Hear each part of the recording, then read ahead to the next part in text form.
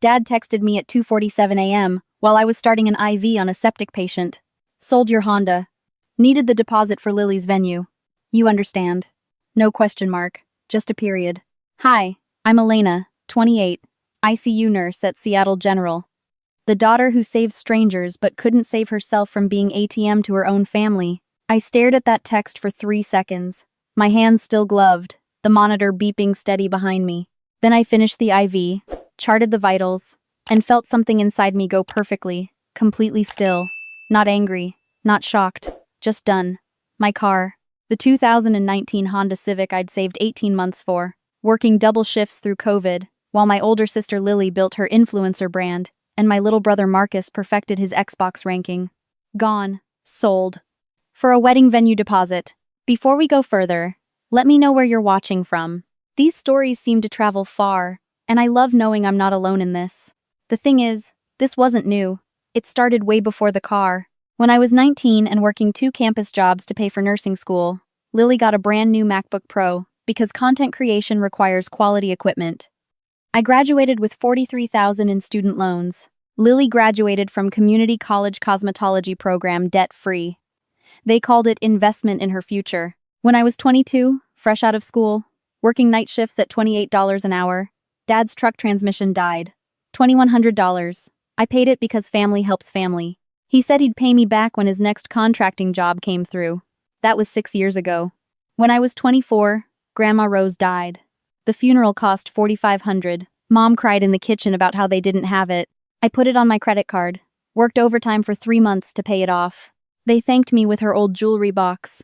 Costume pieces, mostly. Nothing real. When I was 25, Marcus totaled Dad's truck. The one with my transmission in it. Insurance lapsed because no one had paid the premium. I let Marcus borrow my Civic while they figured it out. 4 months turned into 7 months turned into I just stopped asking for it back.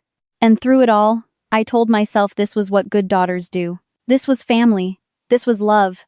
But love isn't supposed to leave you taking the bus for an hour each way to save people's lives while your sister plans a $38,000 wedding and your brother games until 4 p.m. Love isn't supposed to be a one-way wire transfer.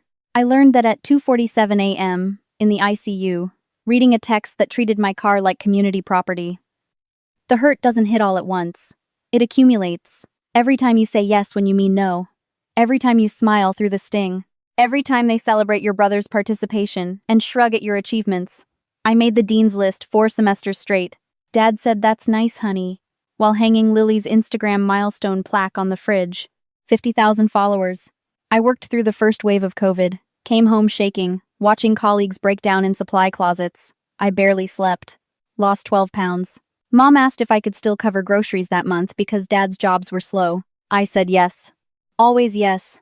Until the car. Until 2:47 a.m. Until I realized they didn't see me as a daughter. They saw me as a solution. And once you see that, you can't unsee it. I finished my shift at 7:15 in the morning. Took the bus home in the rain, scrubs still on, standing room only, pressed between a guy who smelled like old coffee and a woman with a stroller. My feet ached. My back screamed. I'd been on my feet for 12 hours, and I had another shift in 14. The apartment I lived in was a studio near the hospital, 600 square feet, $1,100 a month. I'd moved there 2 years ago to cut my commute, back when I still had a car, back when I thought proximity would give me more time to help them. Funny how that worked. When I got home, I didn't shower first. I sat on my bed, still in my scrubs, and opened my banking app, then my notes app. Then I started typing. Elena's financial contributions to family, age 22 to 28. Rent and utilities, helping with their mortgage when Dad's work was slow.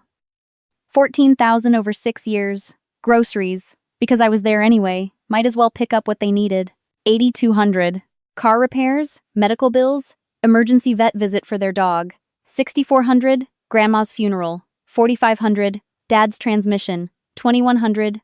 The new roof, the washer-dryer set, the dental work for Marcus, the ring light and camera equipment for Lily, line by line, receipt by receipt. I had kept everything, not because I planned to use it, but because some part of me, even then, knew I'd need proof. Total, $73,400. Then I added a second column. Lily's contributions, $1,200. Birthday gifts, mostly. Candles, picture frames. 1 year. A Starbucks gift card. Marcus's contributions. 0. I stared at that number for a long time. 0. 26 years old and he'd never bought groceries. Never paid a utility bill. Never fixed a single thing. I saved the document. Then I opened my contacts and scrolled to Janet, my landlord. She'd mentioned last month she had a 1-bedroom opening up in March, closer to the hospital, $13.50 a month. I texted her. Still available? She replied within an hour. Yes. Want to see it? I booked the viewing for my next day off. Then I did something I'd never done before. I opened a new bank account. Different bank entirely. Set up direct deposit to route there, starting next pay period. Changed my phone number for work contacts only. Kept the old number active, but turned off notifications. I didn't announce any of this. I just stopped participating. On Tuesday, I didn't buy groceries for Mom. She texted asking if I could grab a few things. I replied, "Tight month, sorry." On Wednesday, Dad called about the Wi-Fi being down. I was sleeping after a night shift. I let it go to voicemail. Didn't call back. On Thursday, Marcus asked for a ride to a job interview. I texted back, "Bus runs every 20 minutes on Madison." On Friday, Lily sent a link to bridesmaid dresses. $800 each. I didn't open it. The silence from my end was deafening to them, apparently. Mom called Saturday morning. "Honey, is everything okay? You seem distant." "I'm fine," I said. "Just busy." She paused. "We haven't seen you in 2 weeks." "I'm working," I said. She waited for me to offer a visit. I didn't. That night, I moved the first boxes to the new apartment. My nursing textbooks, my scrub collection, my laptop and credentials. The things that built my life. The things that were mine. No one noticed. They were too busy planning a wedding I wasn't contributing to. By Monday, I'd moved everything that mattered. Clothes, photos of Grandma, my coffee maker. The new place was empty but clean. White walls, good light. A kitchen that didn't have anyone else's mess in the sink. I stood in the middle of the living room, in the silence, and felt my shoulders drop for the first time in years. No one needing anything. No one taking anything. Just space. Just mine. I didn't tell them I'd moved until they forced the conversation. That happened Wednesday, when Lily showed up at my old studio unannounced. The landlord, bless him, told her I'd moved out. She called me 17 times. I answered on the 18th. "Where are you?" she demanded. "I moved." "Moved where?" "Why didn't you tell anyone?" "I signed a lease 3 weeks ago." "I'm telling you now." "Elena, what is going on? This is insane. We're family. You can't just disappear." "I didn't disappear," I said calmly. "I moved 20 minutes away. I'm just not available the way I used to be." "What does that mean?" "It means I have boundaries now." She went silent. Then, "Is this about the car?" I could have laughed. The car, like it was one thing, one isolated incident. "This is about 6 years of math that doesn't add up," I said. "But sure, the car was a good place to start." She tried guilt. "Mom's worried sick." She tried anger. "You're being selfish." She tried bargaining. "If this is about money, we can figure something out." I let her finish. Then I said, "I'm not asking for anything. I'm just done giving." I hung up. That evening, Dad called. His voice was tight. "We need to talk." "Okay," I said. "Your mother's upset. You moved without telling us. You're ignoring Lily. What's going on?" "I moved into my own place," I said. "That's it. That's not it," he snapped. "You're acting like we did something wrong." "Did I say you did? Then what's the problem?" I took a breath. "Dad, when you sold my car without asking, what did you think would happen?" "It was for your sister's wedding. It was my car. We'll pay you back." "When?" He didn't answer.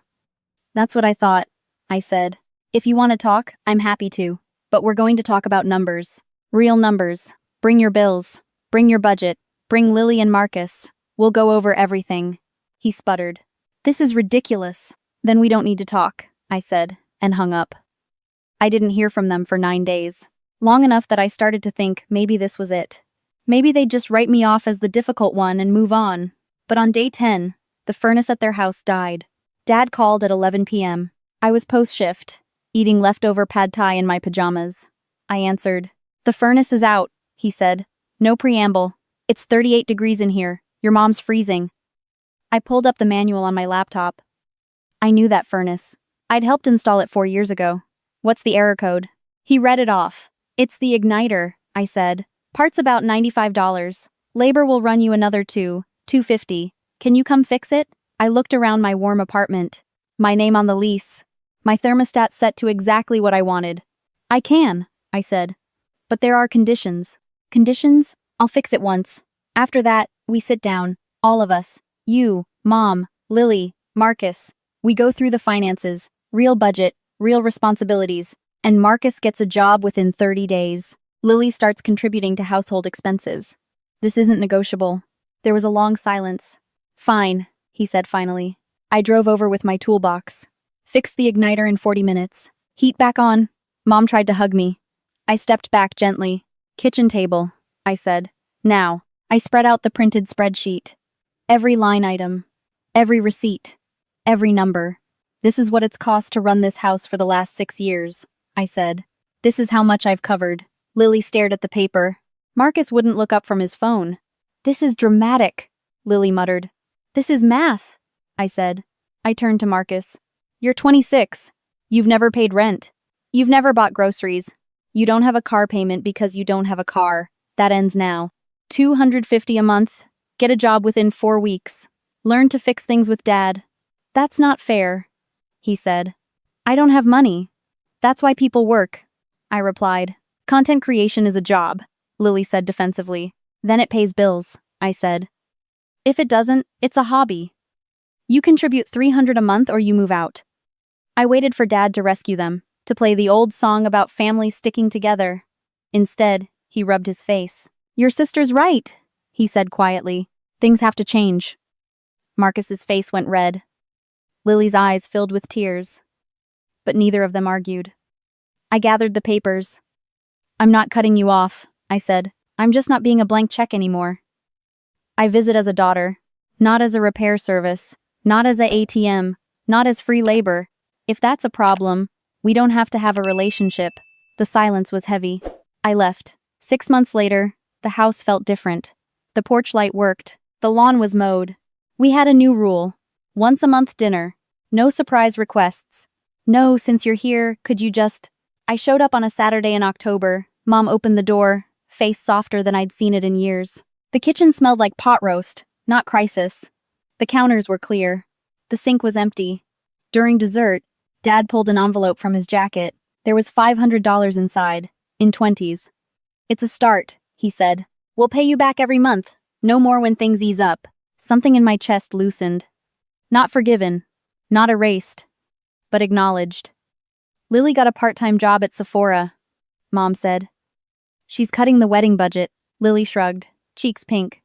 Turns out I don't need a live band. We're doing a playlist. Welcome to reality, I said. No venom. Just fact. Marcus pushed his plate aside. I got promoted. Shift lead at the warehouse. It's not much, but it's something. I nodded. That's good. When the dishwasher started making a noise mid-cycle, everyone looked at me. Old reflex. I stayed in my chair. Dad looked at Marcus. Can you check that tomorrow? Marcus nodded. Yeah, I got it. The next week, my phone buzzed during a shift. Marcus. Sending 300. For the car. I was a dick. Sorry. The Venmo came through an hour later. The amount didn't matter. The accountability did. I still keep boundaries. I don't lend money. I don't rush to fix things.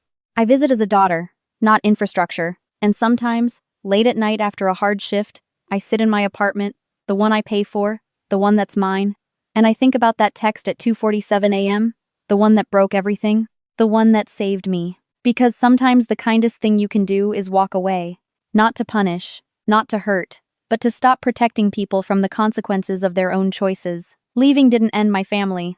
It ended the version where I disappeared so they could stay comfortable. Now when I show up, I'm seen. Not needed. Seen. And that makes all the difference. If this story resonated with you, I'd love to know. Drop a comment, share it with someone who needs to hear it, and subscribe for more. Because you're not alone in this. None of us are.